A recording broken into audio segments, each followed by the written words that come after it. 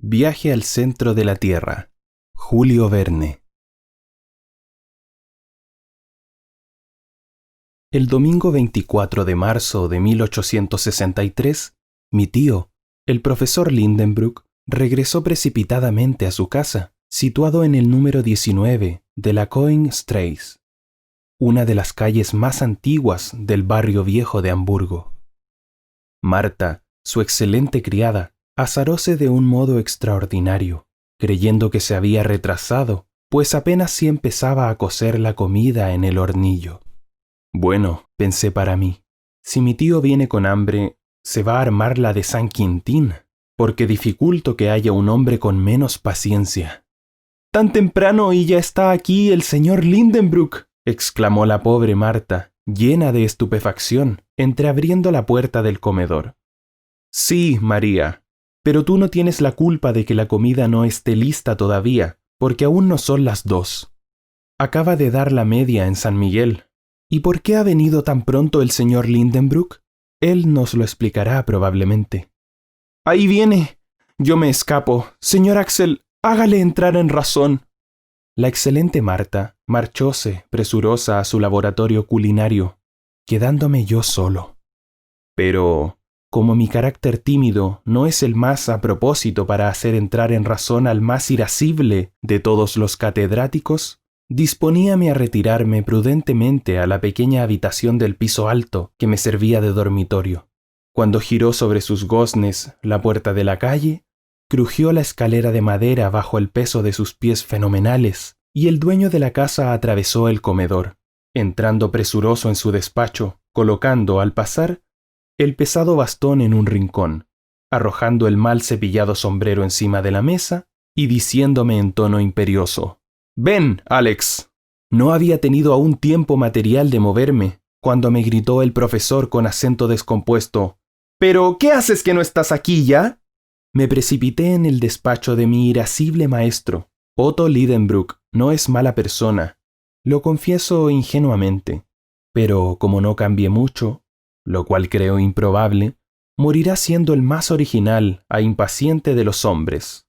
Era profesor del Johannaeum, donde explicaba la cátedra de mineralogía, enfureciéndose, por regla general, 1 o 2 veces en cada clase, y no porque le preocupase el deseo de tener discípulos aplicados, ni el grado de atención que éstos prestasen a sus explicaciones, ni el éxito que como consecuencia de ella pudiesen obtener en sus estudios.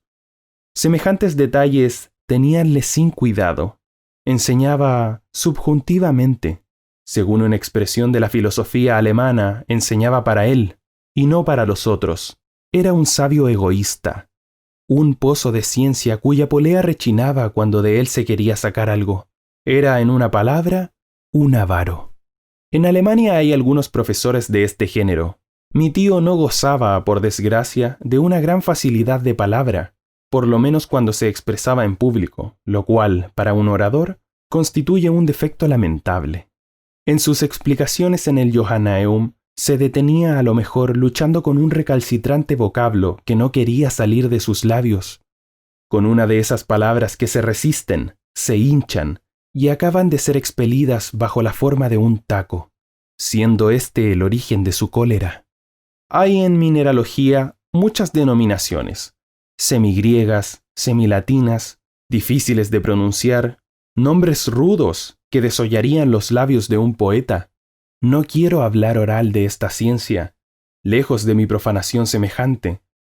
Pero cuando se trata de las cristalizaciones romboédricas, de las resinas retinasfálticas, de las selenitas, de las tungstitas, de los molibdatos de plomo, de los tungsatatos de magnesio y de los titanatos de circonio, bien se puede perdonar a la lengua más expedita que tropiece y se haga un lío.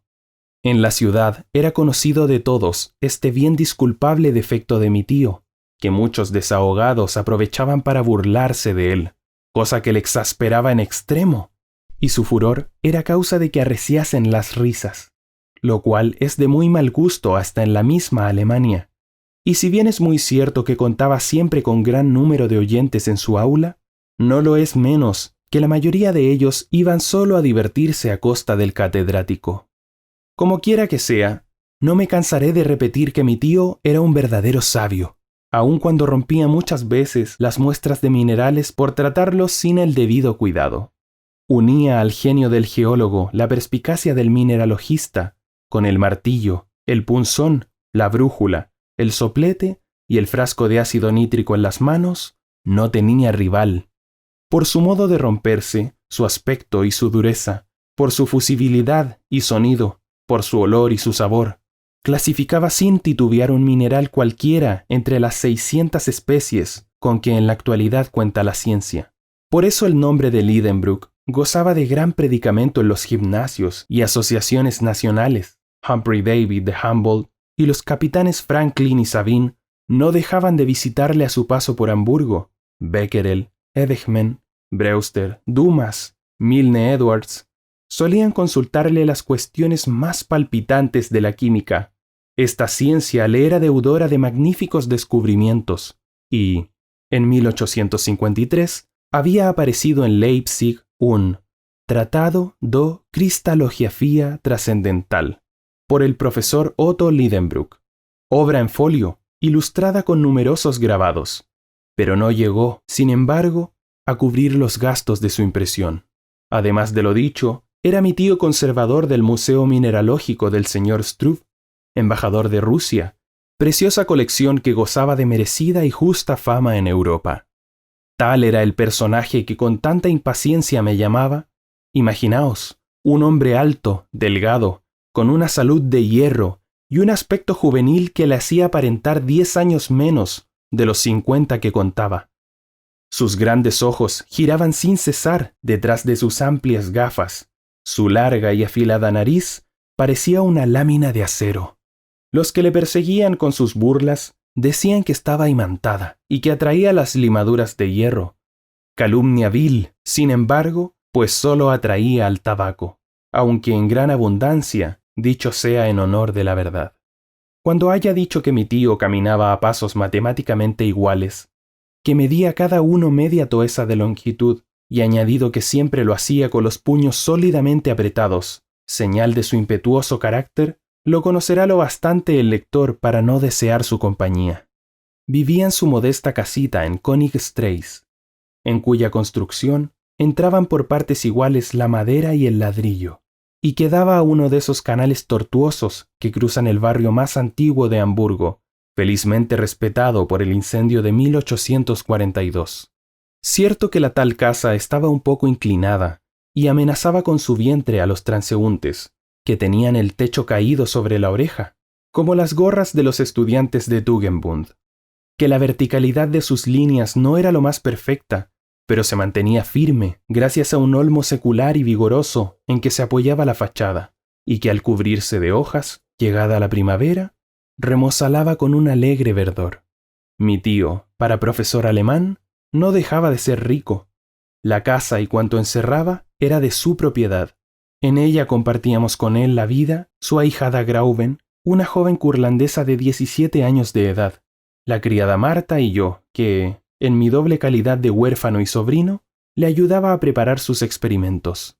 Confieso que me dediqué con gran entusiasmo a las ciencias mineralógicas.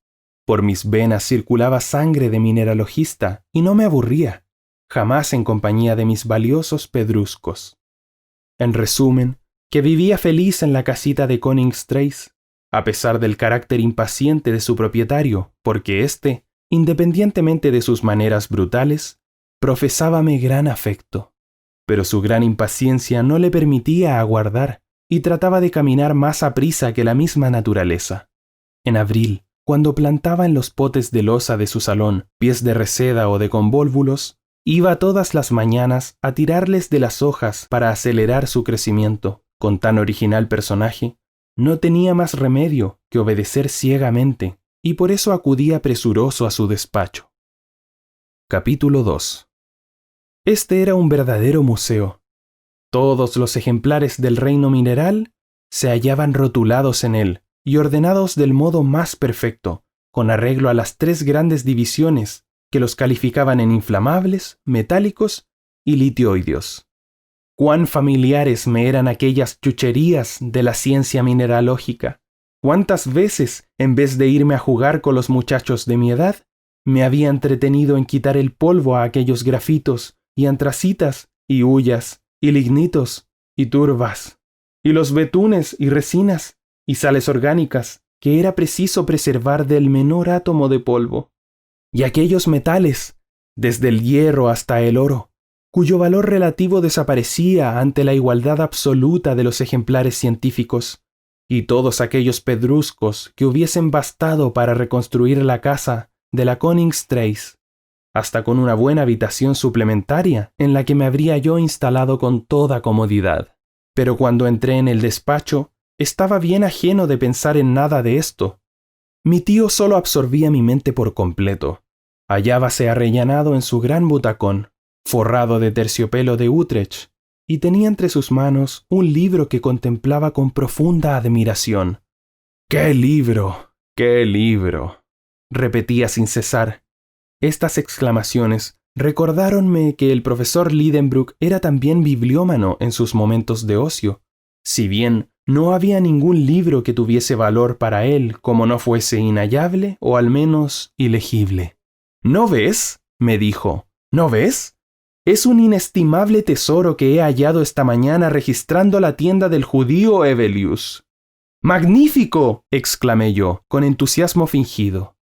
En efecto, ¿a qué tanto entusiasmo por un viejo libro en cuarto, cuyas tapas y lomo parecían forrados de grosero cordobán, y de cuyas amarillentas hojas pendía un descolorido registro? Sin embargo, no cesaban las admirativas exclamaciones del enjuto profesor. «Vamos a ver», decía, preguntándose y respondiéndose a sí mismo. «¿Es un buen ejemplar?» «Sí, magnífico». «¿Y qué encuadernación?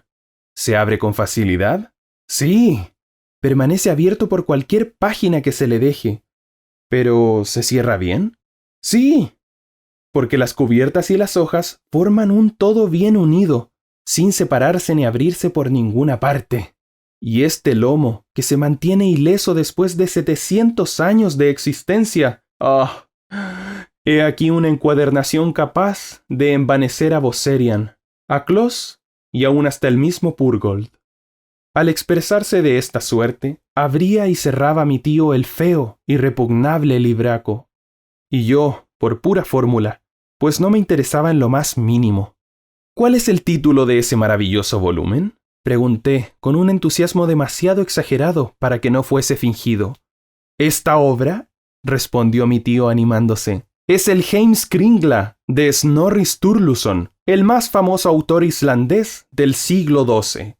Es la crónica de los príncipes noruegos que reinaron en Islandia». «¿De veras?», exclamé yo, afectando un gran asombro. «¿Será, sin duda, de alguna traducción alemana?» «¿Una traducción?», respondió el profesor indignado. «¿Y qué habría de hacer yo con una traducción? Para traducciones estamos. Es la obra original, en islandés, ese magnífico idioma, sencillo y rico a la vez, que autoriza las más variadas combinaciones gramaticales y numerosas modificaciones de palabras». «Como el alemán», insinué yo con acierto. «Sí», respondió mi tío encogiéndose de hombros, «pero con la diferencia de que la lengua islandesa admite, como el griego, los 3 géneros y declina los nombres propios como el latín». «Ah», exclamé yo con la curiosidad un tanto estimulada, «¿y es bella la impresión?» «¿Impresión? ¿Pero cómo se te ocurre hablar de impresión, desdichado Axel? Bueno, fuera. ¿Pero es que crees por ventura que se trata de un libro impreso? Se trata de un manuscrito ignorante y de un manuscrito rúnico, nada menos». «¿Rúnico? Sí. ¿Vas a decirme ahora que te explique lo que es esto?» «Me guardaría bien de ello», repliqué, con el acento de un hombre ofendido en su amor propio. «Pero, quieras que no, mi tío me enseñó cosas que no me interesaban en lo más mínimo». «Las runas», prosiguieran unos caracteres de escritura usadas en otros tiempos en Islandia y, según la tradición, fueron inventados por el mismo Odín. «Pero, ¿qué haces, impío, que no admiras esos caracteres salidos de la mente excelsa de un dios?» Sin saber qué responder, iba ya a arrodillarme. género de respuesta que debe agradar a los dioses tanto como a los reyes, porque tiene la ventaja de no ponerles en el compromiso de tener que replicar cuando un incidente imprevisto vino a dar a la conversación otro giro. Fue la aparición de un pergamino grasiento que, deslizándose de entre las hojas del libro, cayó al suelo.